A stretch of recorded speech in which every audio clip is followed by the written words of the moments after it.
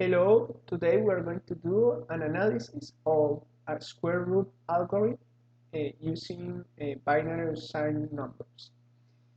What do we look for when we are doing a square root? We are looking for a number y, which it is squared equals x, where x is our radicand. In this first case, we are using floating point numbers, but we don't want that.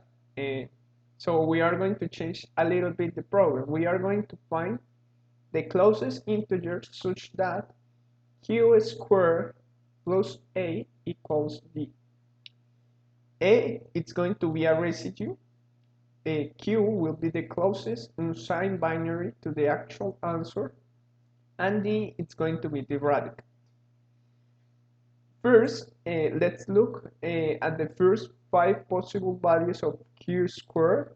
So 1 squared equals 1, 2 squares equals 4, and so on, 9, 16, and 25.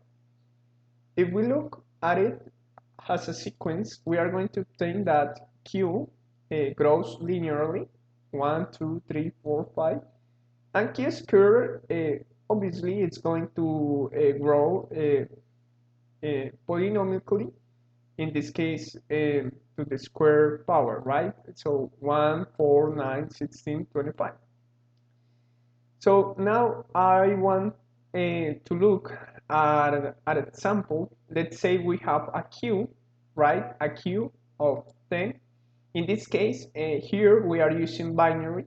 So 10 in binary equals 2 in decimal, right? So let's say we are going to go a step further. Let's say we know our number is big. It's bigger than some supposition. So we are going to try to find what it's actually it is q, right? So let's say we have a 10 and we are going to add either a 1 or a 0. So our radicand will be, our q1, which is a possibility. It's going to be 101, which is 5 in decimal, or it could be a 100, which is 4. First, I want you to look that q1 equals 2 times q plus 1. Why? Because let's look first at q2, which is easier to see. Q2, it's like we're doing 2q shift left with 0. But when you do a shift left with 0 in the binary world, it's like you are multiplying by 2. So with q2, you are obtaining 2 times q. q1, it's q2 plus 1, right? So it's q plus 1. Now I want you to look at the difference between these two values at, let's say, or q. Let's say we don't have this exactly case. Let's erase the 0. Let's erase the 0. Let's erase the 0. Let's make it a little bit simpler. So our q was 1, which is 1 in decimal, it's the same. Our q1 is 1, 1, which is 3. And our q2 is 10, which is 2. I want you to look at the difference between q1 squared, which will be 9, and q2 squared, which will be 4. So 9 minus 4 is equal to 5. So I'm doing some changes to make it a little bit easier. But now I want to change to replace q1 for 2 times q plus 1 and q2 for 2q, right? So we do those changes, and we do a little bit of algebra and decomposition, and we obtain that the answer is 4q plus 1. And this is really good, because this result will apply for any number. any size of Q, any size of Q1 or Q2 that follows these rules will be, we will be in at this 4Q plus 1. And this is great because 4Q plus 1 in binary, it's actually just Q with a 0 and 1 at the end, right? So this is really, really good. And we are going to do here an example with a bigger Q. Let's say Q is 1, 1, which is 3 in decimal. Q with 0 and 1 at the end will be 1, 1, 0, 1, which is 13 in decimal. And 3 times 4 plus 1, it equals 13. So everything quite looks great. And with these rules, we can actually go to our ACM and do a very easy approach in which we only will be needing an ALU and a shifter. So a very simple processor could resolve this problem. So let's look at this ACM. D, as we said before, will be our radicand. A will be our recurring residue, which will be an auxiliary register through the calculation, and we will initialize it with 0. Q also will be initialized with 0, and it's where our result will end up. And the counter of this ACM is n divided by 2. This is because when we are doing the square root, we are dividing the problem in 2 in its result. So if the original binary was 8 bits long, the result of the square root will be at most 4 bits long. Okay. The first thing here we find the biggest, the most significant bit of the of radicand. And what we are going to do is that we are going to do the two most significant numbers of our radicand into A, right? So we are going to do that movement, and at the same time we are going to do the movement to D. So we are finding the biggest number of D, we are moving that number into A, and we are moving at the same time D. So we are doing a movement of these two most significant bits. Why 2? Because, like I said before, when you are doing the square root, you are reducing the size of your possible answer. So we do it twice, and the most significant bits will end up in A. So A will be that cycling residue that I called before, and we are going to do the check. So we got two options.